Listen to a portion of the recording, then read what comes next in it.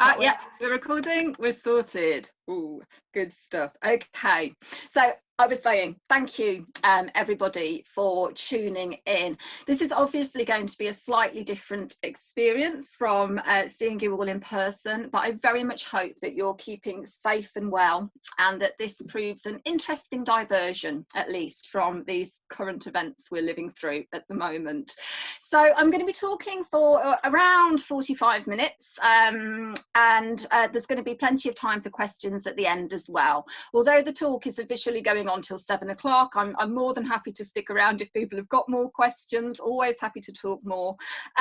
So please feel free to ask questions in the chat function as I'm going along, and Lee's going to be keeping an eye on that, and hopefully there'll be time for me to address all of those by the end. Okay, so my first slide just gives you an overview of the key points that I'm going to be talking about today.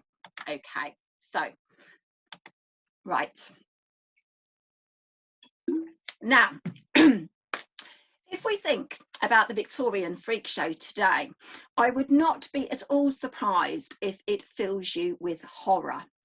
The notion of putting people on display due to their unusual bodies or minds for audiences paying to come and have a gorp seems, at the very best, one of the most offensive aspects of 19th century popular culture. The very word freak, interestingly, first being used in the English language to refer to somebody with an unusual body in the year 1847, seems to encapsulate all of these horrible connotations: otherness, monstrosity, degradation. So consider a film such as The Elephant Man, which I'm sure that some of you will already be familiar with. Okay, so this was first released in 1980, and it was directed by David Lynch, and it's about the experiences of Joseph Merrick, renamed John in the film, in the context of the Victorian freak show. And this film depicts his experiences in the freak show as violent, exploitative and abusive, until he's rescued from this life by the doctor, Frederick Treves, who provides him with a home and some sort of shelter away from such prying eyes. Okay. The narrative arc of The Elephant Man, I've just been talking about, does reflect a shift in attitudes towards the exhibition of bodily difference between the 19th and the 20th century. So, as I'll explain in more detail when I get onto the story of Millie and Christine, the freak show was a wildly popular form of entertainment in the Victorian era across Europe and in North America. And it did continue in various forms well into the 20th century. However, there was a definite shift in public attitudes towards this mode of exhibition around the end of the Victorian era. Okay. Now, personally, I largely think that this was due to changes in the world in medicine itself. As medicine established itself as an increasingly respectable, authoritative profession in the course of the Victorian era, we see a tendency for doctors and surgeons to take an ever more proprietorial attitude to people with unusual bodies. And perhaps this has influenced popular cultures, contemporary popular cultures, attitudes towards the freak show as well.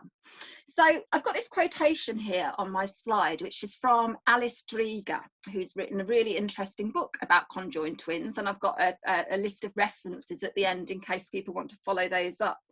And I must add that she uses this quotation ironically in the context of her work, but she's basically summing up this attitude.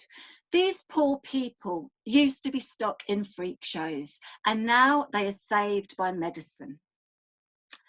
Never is such an attitude more apparent than in the case of conjoined twins. It has become routine that we hear of the miracles of medical science in being able to separate conjoined twins. And such news stories are reaching top billing even in these very newsworthy times. So just as an example of this, very recently on the BBC website, the 19th of October, there was the story of the successful separation of the craniopagus conjoined twins, which means joined at the head, Safa and Marwa Bibi, who were born in Pakistan and operated upon at Great Ormond Street Hospital. So the successful surgical separation of conjoined twins excuse me, really wasn't an option in the Victorian era, given the limitations in medical technology at the time. But something that I have found very interesting in the course of my research on the Victorian freak show is that medical professionals were routinely involved in the promotion of such performers. Rather than working against the exploitation of freak show performers, doctors would very often be contributing towards the promotional material of the performers, vouching for the authenticity of the performers' extraordinary anatomies, and also reassuring prospective audiences that there would be nothing offensive or shocking about what they were about to see. So this following quotation is taken from a promotional pamphlet for Millie-Christine, and it was published around 1871. And here the physician, Dr. William Pancoast, is listed as introducing the twins to the assembled audience, and he says, "And a general feeling of astonishment was felt when it was discovered that, instead of a monstrosity, there was exhibited to the professional talent assembled a well-educated, intelligent, quick-witted girl, with nothing about her that was repulsive or calculated to offend the most fastidious." Now, there's plenty to say about this statement in the context of Millie and Christine's lives and identities, and I'll be getting on to that in a moment. But for the time being, what's interesting here is the suggestion of a relationship of mutual exchange and engagement between freak show promoters and the medical profession. Cynically speaking, of course, and I do tend to think quite cynically about these things, doctors such as Pancoast were rewarded for such popular endorsements by having access to the bodies of these performers to study. And again, I'll be saying more on that in due course. But that quotation, I think it also tells us something interesting about the status of performers and the way they were often exhibited in the Victorian era. Audiences themselves were being encouraged to marvel and be impressed by the performers themselves, not to turn away in horror or disgust or goggle in prurient, kind of horror or in the speculation. It's also important for us to understand that in its heyday, the Victorian freak show worked very hard to present itself as a respectable and educational form of popular entertainment. It was genuinely democratic, and by that I mean it attracted audiences from every echelon of society. So you could pay, more or less a penny to go and see a freak show performer. But Queen Victoria herself had an especial interest in meeting performers, and she even had a private audience with Millie and Christina in their career as well. Furthermore, the culture of the freak show, the Victorian freak show, also afforded performers considerable opportunities in relation to income, independence, agency, travel and fame.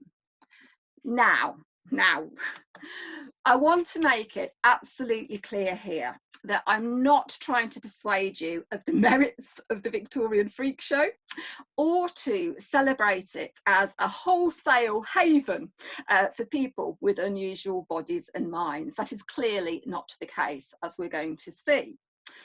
But one of the reasons that I've chosen to tell you about the story of Millie and Christine today is that I think that their case study gives us a fascinating insight into the some of the conflicting impulses, what I would call the ambivalent tensions between exploitation but also self-expression that the Victorian freak show encompassed for performers, if that makes sense. Now, having worked on this topic for some years now, I'm always incredibly anxious about replicating the more shocking or offensive aspects of the Victorian freak show. So put another way, by discussing performers such as Millie and Christine, how do we avoid putting them on display all over again? And even worse, in a posthumous context after their, after their death, when they're not around to speak for themselves. Now, that question, that quandary, is not easily answered, I'm afraid. But what I hope to do today is, in keeping with the words of Rosemary Garland Thompson here, and her suggestion that freak show scholarship must, and I quote, keep a steady focus on the materiality of the people who performed as freaks and the particular circumstances of their actual lives. Admittedly, this is often very difficult because so much of what exists in the historical record on freak shows is founded on fabrication. It's full of lies, fabulous fictions to entertain the public, but it actually reveals very little of what the performers themselves thought about their circumstances and how they were being employed. But there are some key facts of the lives of Millie and Christine that we do know. And so in what's to follow, I want to keep this steady focus on these two African-American women, conjoined twins who were born into slavery in the 19th century deep south of North America. I hope that the extraordinary events of their life give us pause for thought about the complexities around exploitation, but also agency in the context of the Victorian freak show, and how these become especially significant in the context of gender and ethnicity, as well as disability as well. Okay, so that was my bit of a preamble with my little introduction, and now we'll get on to Millie and Christine McCoy. Okay, so I've put their dates on the slide. Millie and Christine were born on the 11th of July 1851 in North Carolina, children of enslaved African Americans, Monimina and Jacob, who were the property of Jabez McCoy, who was a blacksmith. Now, I just want to make a quick geeky, apologies, note on the variation of the spellings of the surnames of the McCoys that I'm going to be using throughout. I've tried to preserve these different spellings in the different sources and quotations that I'm using, but this in itself, these variations and the surnames, tell us much about what the ownership of people under slavery entailed. They took on their surnames of their masters. Their own identities were essentially, erased, obliterated. I'm going to be talking a lot about the impact of slavery on their life story throughout. So, the medical term for the sort of conjoinment that Millie and Christine had is, I'll try and get it, pronounce this right, pygopagus. Okay. This means that their upper bodies were separate, as you can see in the picture. They were joined at the pelvis, so they shared various reproductive organs, and they each had a separate set of legs. So, unsurprisingly, after they were born, news of this miraculous birth spread very quickly. And so from their very, very early infancy, Millie and Christine were, albeit unofficially, on display. However, Jabez McCoy, the blacksmith, was concerned that the twins would become a burden, and he started looking for a likely showman whom he might sell them to. Now, reading between the lines here, I think we can suspect that Jabez's real concern was that they couldn't be put to work in quite the same way as his other enslaved people. And he really didn't have the knowledge of how to break into show business with them himself. So, okay, the first sale of Millie and Christine comes when they are just 10 months old, okay, to a man called John C. Purvis, and this took place in May 1852 for the sum of $1,000. The deal was that Purvis would put the twins on exhibition, but still give 1/4 of any earnings from the show to Jabez McCoy. Monima, as the girl's mother, was passed along as part of the deal without any additional charge. Already, I hope you can see the connection here between the trade in human flesh that entailed slavery and a comparable trade in human bodies in the culture of the freak show. And I'll be saying more about that in due course. So around this time, when they were being, under the ownership of Purvis, we've got little information about, how they were being exhibited. But around 1853, they were sold on again to a man named Mr. Brower. Now, various historical accounts differ on the amount of money that was placed on their bodies. In the 1869 account, the sale is listed as being for $30,000. In an 1882 account, $10,000 was the suggested price. And by 1912, this was being listed as $40,000. All of this, of course, being a phenomenal amount of money at this point in history, if not today. Now, the issue here, which was to very significantly change the fate of the twins, was that Brower didn't actually have the ready cash at the time to purchase the twins. He needed a financial sponsor, and he found one in the shape of a man named Joseph Pearson Smith, okay, a local businessman who was very wealthy. So, with Smith's backing, Brower began exhibiting the girls in a local agricultural fair. And due to this initial success, he took Millie and Christine on tour. So it was during this time that Millie and Christine first started being subjected to medical examination by doctors who were very keen to have access to their bodies, as a new specimen for them to study, and they were willing to testify to the authenticity of the twins' union in exchange. Alas, due to the nature of their conjoinment, such examination was deeply invasive, with a special emphasis on studying the ways in which Millie and Christina's genitalia was conjoined, and I'll come back and make some more points about this. So at this point, Monimia, their mother, was left at home. What choice did she have? Yeah, she was an enslaved woman, she didn't have freedom of movement. And due to the events that were to follow, she was not to see her daughters for a good, nearly 4 years after this last time she saw them, because Brower ended up being swindled. He was in New Orleans and he was beginning to struggle financially. And he was approached by a mysterious Texan gentleman promising him the princely sum of $45,000 to support the girls' continued exhibition and promotion. All that Brower needed to do was hand over Millie-Christine, and the money, due to be paid in land deeds, would be forthcoming the next day. Guess what? It wasn't.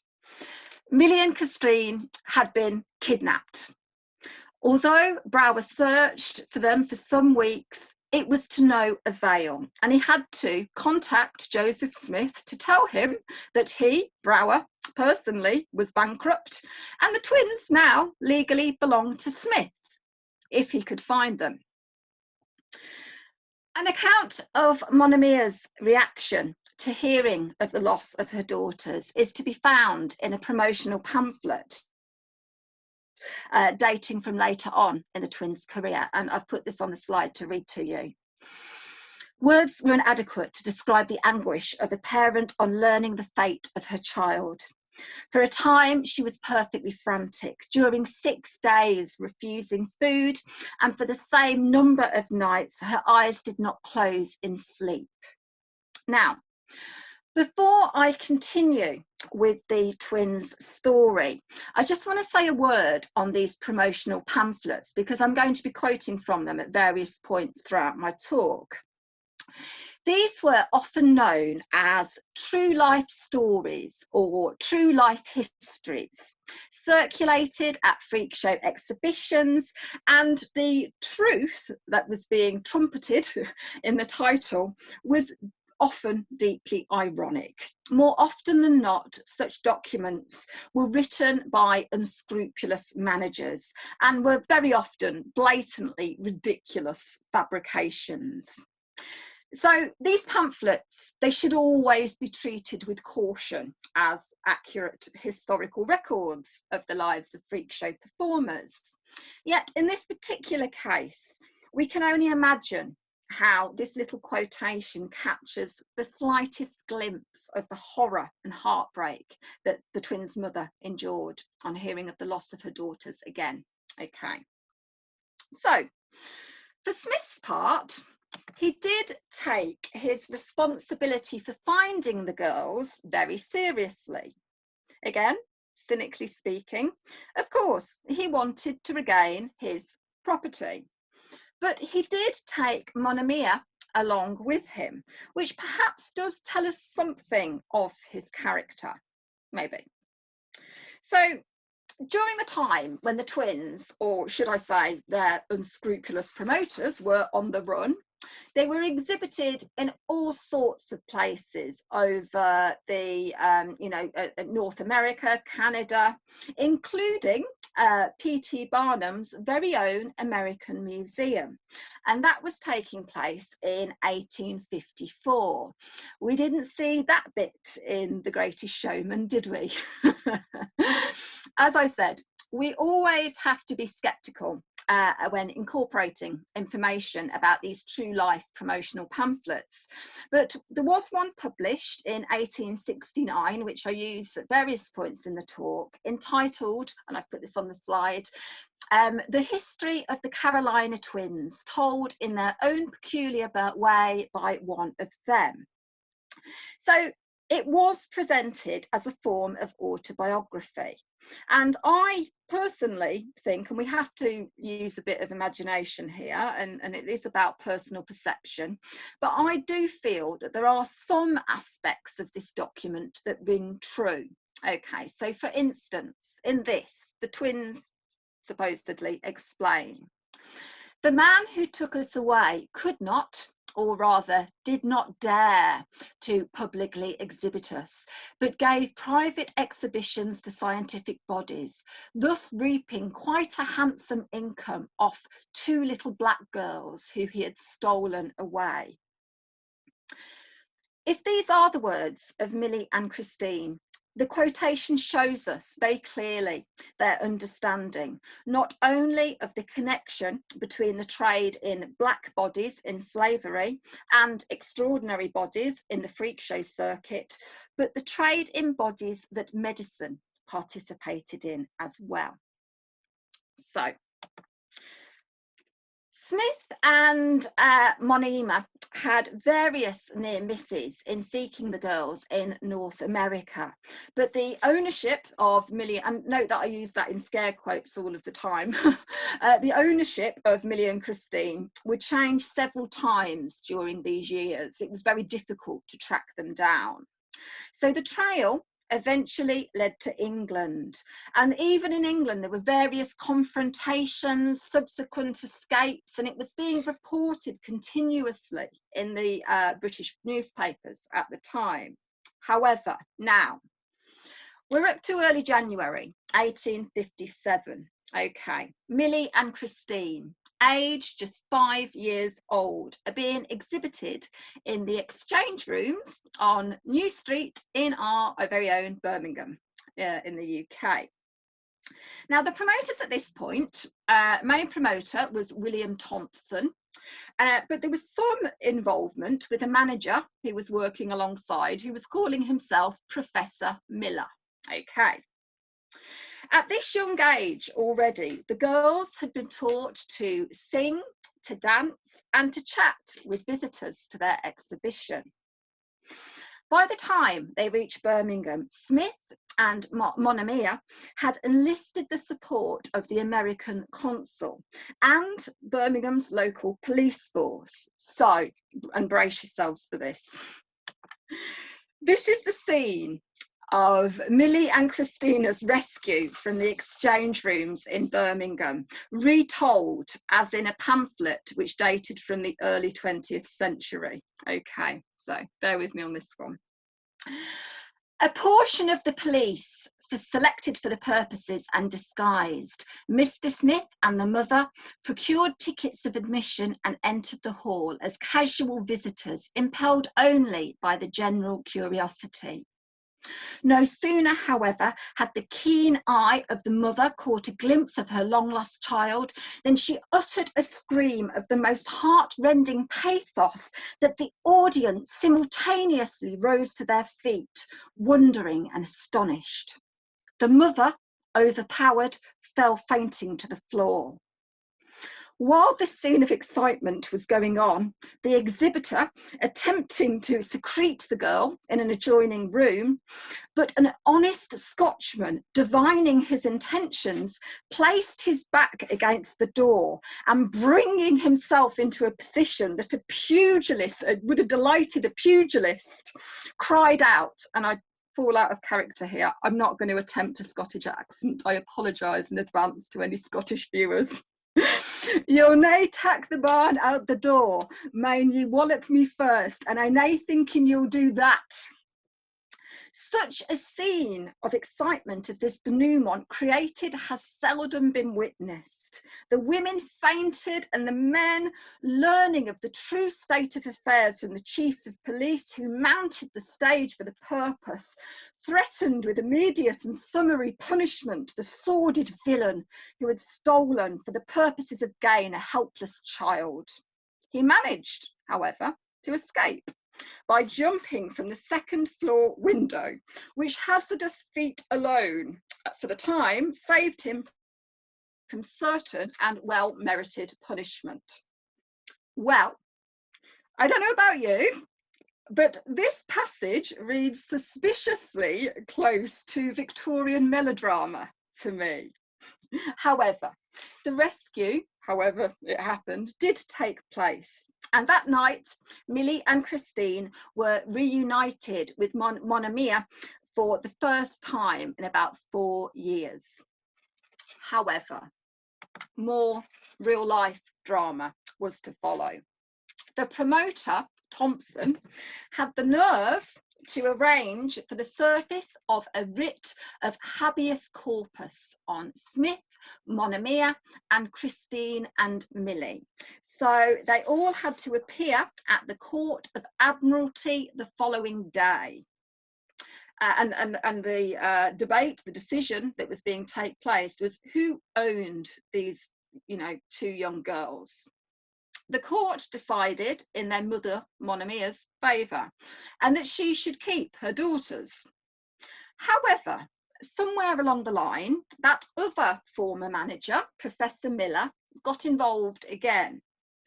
He worked very hard to persuade Smith to work with him to continue exhibiting the twins, now alongside Monimia. So the mother herself was being, proposed as being part of the spectacle too.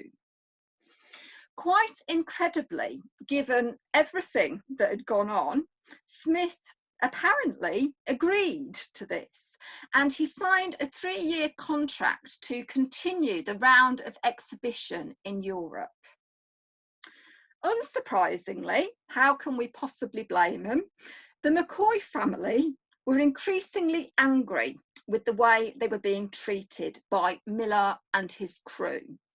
And actually, it was Monimia that petitioned Smith, who finally persuaded him enough was enough, pull out, we want to go home to America. Okay, so they basically did a moonlight flit, all went back to North America.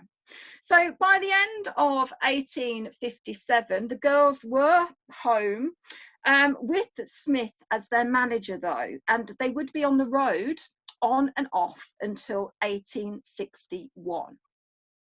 But of course, this date, 1861, is crucial. It is the beginning of the American Civil War, which of course, as I'm sure people are aware, was primarily being fought between southern and northern states over the enslavement of African Americans. So given the context, the troop quietly returned home, and by 1862 Joseph Smith's health was failing and he died that same year. Now, by all published accounts, Millie and Christine were said to be devastated by his death. Allegedly, they perceived Smith to be a father-like figure, their saviour and protector. Now, from our contemporary perspective, such devotion, I think, is difficult to fathom. This man had become their slave master, after all. We could speculate that they knew no other life. We know that the Smith family, his wife in particular, had worked very hard to educate the girls, to give them, provide them with a good education. And perhaps for Millie and Christine, the Smiths were the lesser of many evils that they could have or had already endured. I can't help wondering, if there's a bit more to what Millie and Christine, and indeed Monimia, actually thought about this matter. Nevertheless, verifiable first-hand testimony from any of these women is lost to history. And that's a very pertinent reminder of how easily the voices of marginalised people can be written out of the official historical record. What is part of the official record of history, of course, is the eventual abolition of slavery in North America, coming in 1865. So officially, Millie and Christine, and indeed Monimia, are all free women. They're all free people, but not quite. The Smith family, following on from the death of the family patriarch and the loss of their property in the war, and by that I mean the enslaved people they owned that were now freed, they found themselves fallen on hard times. And according to the twins' 1869 autobiography, it was their decision, Millie and Christine's decision, to go back on tour to support the family that they loved and they felt had protected them. Again, who knows? Personally, we possibly need to exercise caution on taking that at face value. What other options, realistically, at this point, did Millie and Christine actually have? So, we're in 1866 now. Aged 14, Millie and Christine are back on the road in America. However, this is a crucial turning point in the terms of their exhibition. Firstly, they are now classed as free women, and they would now, for the very first time, be receiving their own share of the profits. Secondly, and this is just as important, they refused point blank to have any further invasive medical examinations. Now, on the slide, I've quoted Ellen Samuel's excellent academic article on this decision at length, because I feel that it really encapsulates the significance of the stand that these two young Black women took against their former mistreatment. So, specifically, no more pelvic exams by groups of white men poking and prodding their most intimate areas. From that day forth, with one notable exception, I'll be coming to that, the McCoys would only allow themselves to be examined while clothed. This decision provoked strong reactions from doctors in the United States, Britain, and France. Hosts of medical men, ranging from Harvard Medical School faculty to the brother of Alphonse Bertillon, pleaded in vain. They pressured the McCoys' female companions to examine the twins for them and report back. They disrupted public appearances and accused the twins of being frauds. They expressed themselves grateful for the happy occurrence of a painful abscess that at the age of 20 forced the McCoys to seek medical care that exposed them again to the clinical gaze. Okay.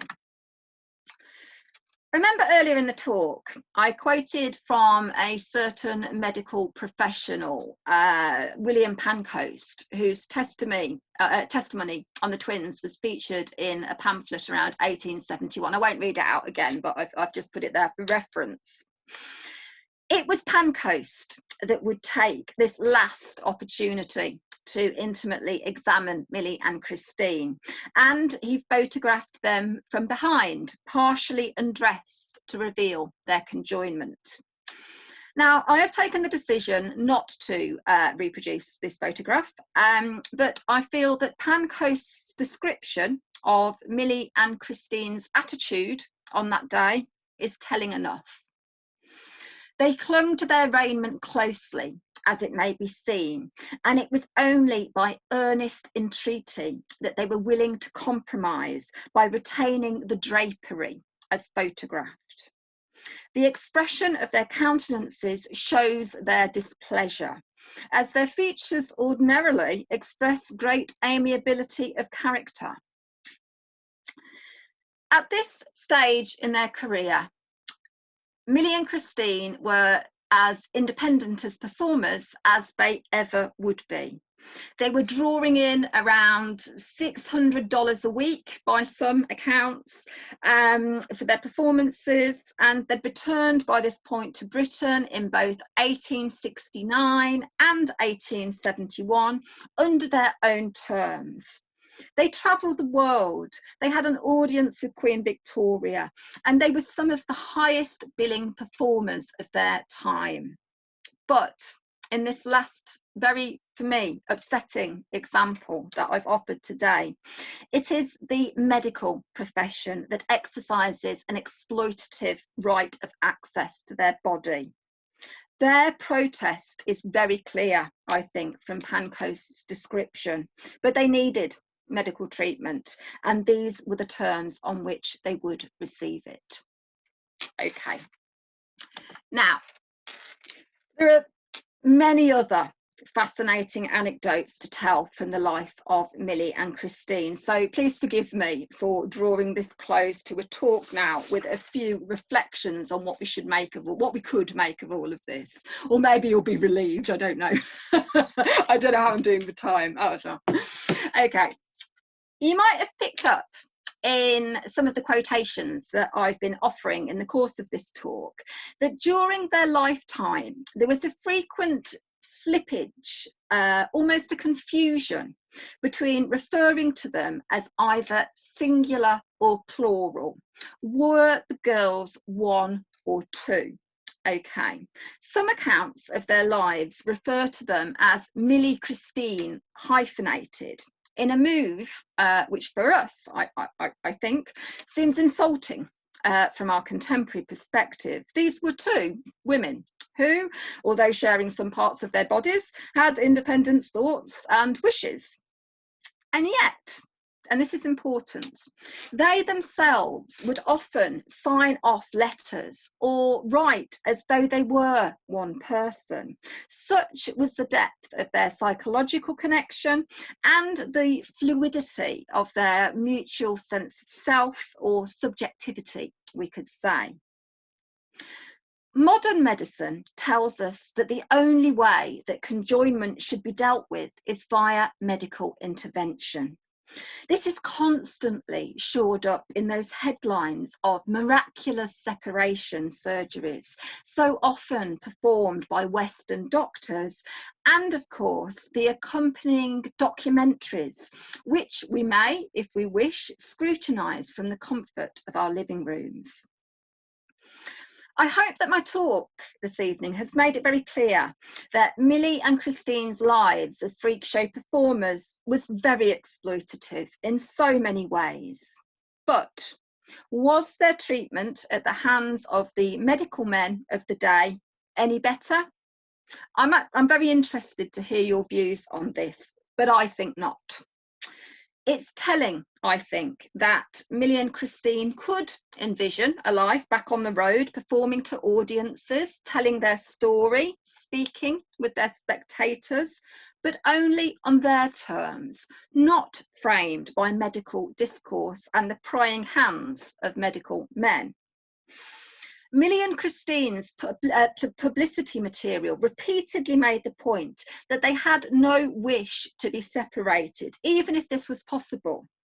And, you know, this 1869 pamphlet I've been referring to, which, as I say, is possibly the most, you know, the closest document we might have to their own voice, makes the following statement. Only one thing is certain: we would not wish to be severed, even if science could effect a separation. We are contented with our lot and are happy as the day is long. We have but one heart, one feeling in common, one desire, one purpose. Okay. Now, I made a comment earlier, and this will be on my final slide of references for you to follow up if you're interested, about a researcher called Alice Dreger and the work she's done on the topic of conjoined twins, which was published in 2004. And in the course of this, she spoke with various adult conjoined twins alive today, and she also examined historical accounts as well. Time and time again, she found a similar response of the twins' sense of bodily integrity and self-acceptance, of not wishing for things to be different, of the profundity of conjoinment being beyond the physical, but an integral part of the twins' sense of individual and mutual identities. So, this is my final point. When we sit and watch a documentary about conjoined twins from the comfort of our living room, or indeed a talk on Zoom from the comfort of our living room, or indeed documentaries about any other people with bodies or minds that are deemed unusual in some way, what is the difference between us and the Victorian freak show audiences? I'm not going to answer this question. I haven't got the answer to that question. I'm interested to hear your views. But for my part, I do wonder about the passive spectatorship that our contemporary viewing of such programmes and documentaries entails. Yeah, unlike the freak show, the Victorian freak show, this is not an arena for dialogue, for exchange, for discussion with performers and learning about their lives and attitudes towards their bodies. And also, We don't have to meet the eyes of the subjects of the documentaries that we watch. We're free to goggle, gawp, and not to be held to account. So, my very final word on Millie-Christine. What strikes me about these women is they were prepared to hold at least some people to account that exploited them, and they were more than ready to answer back. And this is one of the many reasons why they were indeed such extraordinary 19th century African American women. Thanks so much for listening. I hope I haven't gone on too long. I bet I have. Yeah, I so have. My final slide here has actually just got some references that I drew from. I can very happy to circulate these slides afterwards. My email address is on there, and I'd be delighted, you know, to hear from people who want to find out more after the event, but also to take any questions now, if that is possible. So I'm going to try and stop sharing. I'll see what happens now. Ooh, lots of faces. Hi. I've unmuted yourself, Helen. I hope that's okay. I've unmuted myself because I can help with this bit. Okay. Give yourself, that was so fascinating. Thank you so much. If anyone's got a question and brave enough to ask it, then maybe give us a wave. Oh, Jess, does Jess want to, or is that a round of applause maybe? Yes, round of applause, everybody. If anyone wants to ask a question, please pop it in the box and I'll read it out. If you want to ask it yourself, that's absolutely fine. If not, I can do it. Louise Logan Smith's got a question. Do you think contemporary medical institutions or museums have a responsibility to actively articulate their role in these past exploitations? And is there ever such a thing as the ethical retention of historical freak show performer remains in medical museums? What do you think? Well, first of all, hi Louise, thank you so much for joining in. An excellent question as well.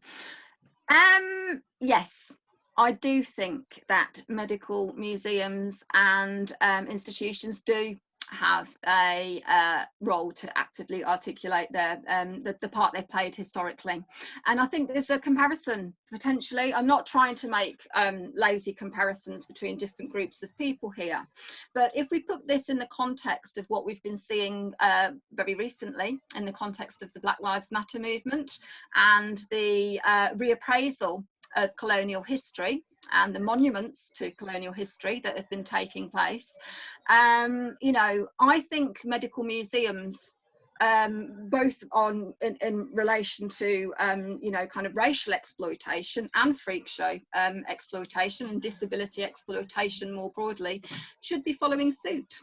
Going to put that out there. Controversial, I know. And you also asked, is there ever such a thing as the ethical retention? I don't know. I don't know. It's hard, isn't it? I'm really we haven't got this problem at the medical museum. I know, that's why I feel I can say what I can, because I know you haven't. I know Marshall Medical Museum doesn't have this issue. I'm really interested, actually, Louise, from the museum. I'm going to pick on you. What do you think about that, if you don't mind me, like, you know, in terms of your experience? Oh, it's really hard, isn't it? I see these conversations happen quite a lot. I don't know if we've got anyone else in the audience who has an opinion on this. We see these conversations happening a lot, and if they're happening, I think it's just important to have the conversation, and that there is the conversation happening now. The Museums Association talking about what we're all holding and why.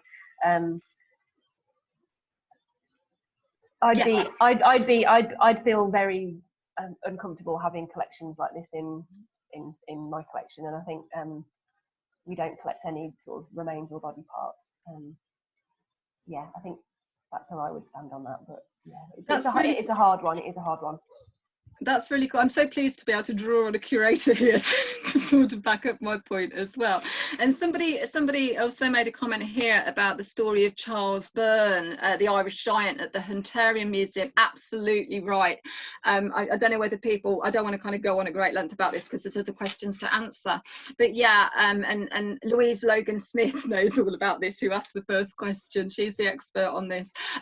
Charles Byrne, his body was you know, he was exhibited as the Irish giant in the 18th century, and went to great lengths for his body not to be taken by is it John Hunter for his medical collection, but Hunter got it nonetheless, and the skeleton of Charles Byrne remains at the museum, the Hunterian Museum, which I think is dodgy personally. So there we go. There was a question I saw from Mona. How did you get interested in the subject? Hi Mona, and that's a great question. Okay, so there are two strands to this. Firstly, I mean, I sort of grew up in around disability in various ways. I'm not drawing lazy comparisons between different forms of bodily cognitive difference, and you know, they're all different in different ways. But I grew up in a family with a sister with Down syndrome, who I suppose was visually different, and in some ways experienced prejudice because of that, and stereotypes because of that. And so I think from quite an early age I was quite interested in, you know, kind of digging deeper on that. Alongside that, I was also a massive fan, this is really geeking out now, on the Guinness Book of Records, and as my mother would, I'm not going to call on my mother to testify, but she is in the room. I have a massive collection of them stored in her loft, and back in the day they did used to have a lot of information about kind of freak show performers, and so I was always intrigued and interested. But I do, and I hope that I wasn't, you know, I was bringing kind of a disability aware perspective to that from the start. My reaction was never like, oh, you know, shock, gasp, horror. It was always, wow, how interesting, I want to find out more about you. So I hope that answers your question. We've got another one, Helen, from Teesside Rising. We wonder whether you knew anything about them posthumously. Well, actually, there's a secondary question there. I hope their fate wasn't as horrific as Sarah Bartman's. So, do you know anything about the history after they passed away? No, yeah, great. And Teesside Rising, Lisa, hi, lovely to see you. Thank you so much for your excellent question. Yeah. They interestingly, Millie and Christine, now this is about, I'll tell you what happened after they retired from show business. They made enough money to retire. They moved back to North Carolina, and they spent a lot of their money investing in charities for African American girls, African American children, which is incredible. They were real, you know, they did a lot for the community in that way. Their grave, I've seen some reports on, you know, kind of some accounts on the internet that it was sort of an abandoned grave. But actually, you know, their body, I think, remained buried, which is more we can say for many performers, as I'm sure you're well aware, Sarah Bartman being a really interesting point of comparison there. To pick up on. But yes, thank you, Lisa, for a really interesting question. Did I see one from about slave narratives from somebody? Sorry. Yes, yeah, I did see that. I'm just trying to scroll. Everyone keeps jumping to the bottom again. Oh yeah, okay, so this is from Louis. Hi Louis. This is from Louis, and thank you for, this is an excellent question. So do you reckon the whole, in their words in the pamphlet, is meant to seize on the slave narrative way of presenting the subject? Was it very normal to present the freak show subject as self-articulate? Brilliant question, thank you. Both. I actually think that I've done some work, okay, so I've done some work reading this particular so-called autobiography of Millie-Christine alongside the kind of African-American slave narratives, that, you know, and autobiographies that you're referring to. And in terms of, there's a lot of generic similarities. Even down, I suppose, to that praising of the Smith family that they do, which I'm sure you know from your own research, with even in some of the most, you know, horrific or graphic of the slave narratives, you know, African American slave narratives, that would sometimes sneak in this idea that, you know, well, some of the slave owners were, you know, better than the other. But I don't know, I mean, you know, so I think it does both. I think I'd love to think that it's Millie and Christina's own version of that sort of, you know, African American slave narrative. I think if we were cynical, we could say that the promoters might have had a hand in, you know, shaping it in that way. And I think there is a connection to be made as well between the way in which the, you know, kind of, you know, freed, you know, free African Americans, free black people were put on a lecture circuit in not a dissimilar way, in some ways, to, you know, performers such as Millie and Christine, would, and I know that you know about this because of your own research, would be, you know, sometimes reveal their backs to show the abuse that they had suffered, the scars. So there is that very uncomfortable parallel there. The trade in flesh continues even after abolition, and even in the name of the abolitionist movement as well, if that makes sense. So yeah, great question, Louis. Thank you very much. Thanks. I've completely lost any other questions? Right, there are more at the bottom. Okay, let me have a look. Yeah, how's your voice doing? You all right? Yeah, I do sound a bit croaky, don't I? I'll just have a quick. Seems like you just brought a load of groupies. Are these all your groupies? My entourage.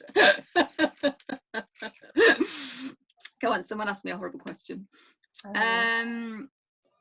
Okay, this is a really interesting one. So Katie, oh hi Katie, lovely, thank you. Do you think there is still a need to dismantle the systems that pathologise what may be considered the other in the medical profession? Do you think that there is still a significant amount of othering that occurs necessarily in this context? Brilliant question, Katie. Thank you so much. Short answer, yes. Yes. I suppose I have my own bias here, and I'm obviously not launching, I would, you know, a wholesale attack on the medical profession. The NHS are doing a wonderful job, and in Guilds of, you know, you know, and you know, times have changed so much. But I think the term that you use there, Katie, pathologising, is really significant. I think it's really, really important, because actually there is this sense, isn't there, of fixing bodily difference, fixing or, you know, mediating cognitive difference in a variety of ways. We see this in, you know, we could go down this route if we're willing to go down, kind of selective, you know, selection of fetuses, that kind of screening out of certain disabilities. I'm absolutely in support of women's right to choose, but I'm talking about a broader medical profession there that actually assumes that some lives are more worthy than others, and that is related to attitudes towards disability. Yeah, so physical difference and cognitive difference as well is what I would say to that. So thank you for that question. Let me have a look. I've got a few more. A little quick one at the bottom just popped up. That could we just share those links? What was that? Sorry, about sharing links. Sorry, there's just one here. How was the freak show viewed in Victorian society when compared to the numerous living villages on display in yeah, that is an excellent question. Thank you so much for that. And there's a direct connection. There is absolutely a direct connection. I'm not sure whether people are familiar with this sort of what's termed, I suppose, ethnographic exhibition. So this idea that, you know, people from other countries, very often the, you know, colonies of the Western world, were transported over and sort of, you know, kind of put in, well, in some cases living zoos, in other cases, as being suggested here, a kind of you know, kind of living village sort of thing. There is a connection. These histories are deeply entwined, I think, throughout, in short. And, you know, it does have the same narrative of imperialism. What we see, and I didn't really have time to talk about this, and I'm very conscious of time, and if people need to go, that's fine, I won't be offended.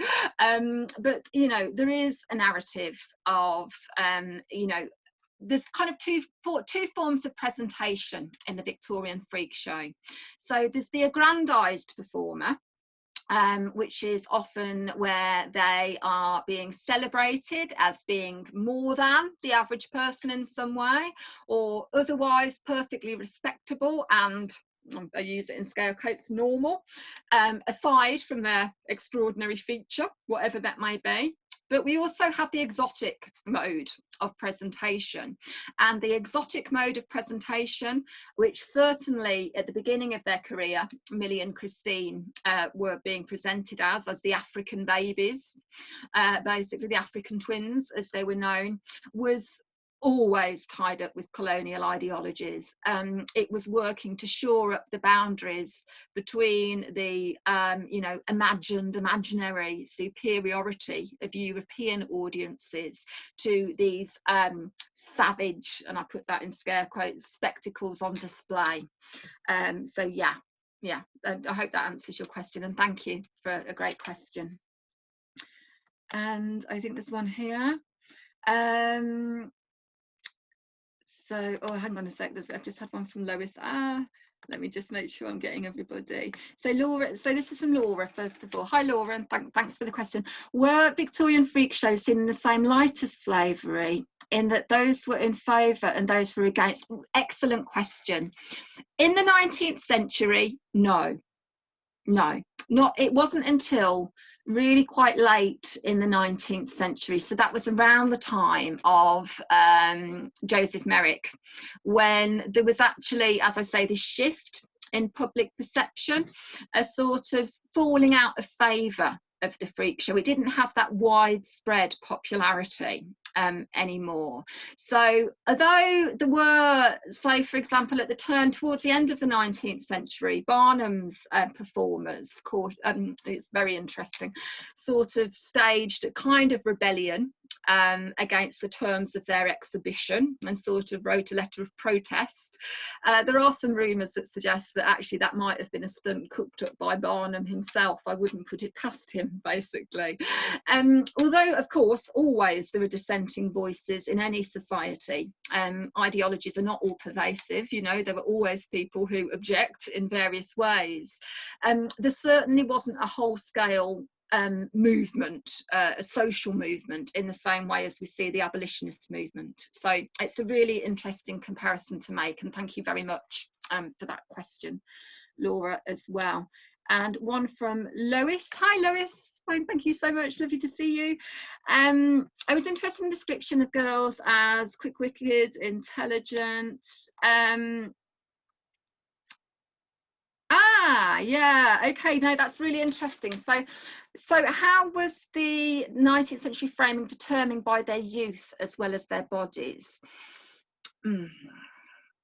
What I would say about that is, I think one of the issues in the context of age in the Victorian freak show is a lot of lies took place. So a really important example of this, although I'm moving away from girls, you know, here, would be Charles Stratton, who was exhibited as General Tom Thumb, who I think some of you probably are familiar with from the film The Greatest Showman. He crops up in that. It's a severely whitewashed version of Tom Thumb's experience with Barnum, because Tom Thumb, when he was, or Charles Stratton I should say, when he was first discovered by Barnum, he was 4 years old. By the age of 5, Barnum taught him how to smoke cigars, to take his whiskey, and by 5 he was on display as an 11-year-old. He was billed as an 11-year-old, and he was presented to Queen Victoria as an 11-year-old as well, when she met him a few years down the line. That was obviously a device that was being used to make his, you know, his short stature even more remarkable. You know, he was an older boy. But actually, I think what's interesting, in the research I've done anyway, I'd be very interested to hear from other people if they found otherwise, that age doesn't really come into it. It's a bit of a free-for-all in the context of the freak show, and I suppose it's instructive, and I know you know about this, if we think about this in the context of, say, the age of consent in the Victorian era. It isn't until 1885, am I right? 1885, I want to say, that the age of consent becomes 16, and before that it's 13, and shortly before that it's 12. So I suppose what I'm getting at is the definition of childhood in the Victorian, and I know you know about this, Lois, the definition of childhood in the Victorian era was different to ours and very fluid, and in the context of the Victorian freak show, all bets were off on that. Yeah, people people weren't that bothered. But thank you for such an interesting question, and I hope that I've answered everybody's questions. There is one more. There is one more. Okay. Just a request that you put the last slide links in the comments so people can, or we can just email everyone with the links. That would I would be happy to do. Yeah, absolutely. Yeah, let me just see if I can do a little bit of this. I've managed this far without something terrible happening to Zoom, so if it happens now, it doesn't matter so much. Let me just cut and paste these. Hopefully this will work. Okay. Yeah. Okay. Let me just make sure this is getting sent to everybody. Okay. Lovely. We've been here for over an hour now, which is absolutely fine by me. But oh God, I'm so sorry. No, it's all good. They're still here. They're still here. They're loving it. Have we missed anyone's questions? Can you just copy and paste them at the bottom again if we've missed anyone's questions, or give us a wave, or? But if you're tired, that's fine. And I'm really, really happy to, as I say, I've put my, if Louise wouldn't mind circulating, I'm very happy for the slides to be, I've attached them, the slides to be circulated, the script to be circulated. I would be delighted to hear from people. If anybody wants access to any of the resources that I've listed and they haven't got them, I've got scans, copies. I really want to get this material out there for people. And the only thing I would like in return is if, when you get the opportunity, I'm going to be sending around a questionnaire because I'd really like to hear your thoughts, your views on, you know, how you found this talk today, your honest opinions, of course. And so if you wouldn't mind just filling that in for me, that would be absolutely brilliant. But I will make sure these resources get to people as well. One more question. One more question. Yeah, is this from Rebecca? Yeah. Oh, and another one from Lisa, was it? Another one from Lisa. Oh, yeah. Let me have a look. It seems incredible. There's a vague interest because they conjoined. Yes, brilliant question, Lisa. Okay, so she's asking. There was a, obviously disturbing interest in the Millie and Christina's genitalia. We see that in the Sarah Bartman case. On a fundamental level, the Victorian freak show, underneath all of the suitable for family audiences, it is always got this slightly sexualized, slightly titillating aspect to it. Do you know what I mean? At the end of the day, this is bodies, flesh on display. Some critics have considered it to be a form of disability pornography, essentially, which is a fair comment. It's a fair comment. There were exhibitions which traded much more specifically on not for family audiences. So people who we would now consider to be intersex were billed as, and I'm putting this in scare quotes, hermaphrodites, things like that. And of course, people in those circumstances, again, would be subject to most, invasive scrutiny in all sorts of ways. But this undercurrent of anxiety about sexuality is always there in the Victorian freak show, yeah? And I'm not going to go on too much further, but there's probably a point that links to degeneration and eugenics there and things like that, but I'm probably going too far. And I saw one more question that may or may not have. Was there another question? Yeah, it's Rebecca's at the bottom. Oh, Rebecca, sorry, Rebecca. Hi, thank you so much. Do you think that conjoined twins suffered any sexual abuse that sometimes happened to Black women or So yeah, no, a really great question, Rebecca, thank you. I think it is impossible to extricate Millie and Christine's ethnicity from their treatment. Yeah, there was certainly plenty of white, you know, Western heritage conjoined twins who were also subject to considerable scrutiny. And there's always speculation about conjoined twins and sexuality in all sorts of ways.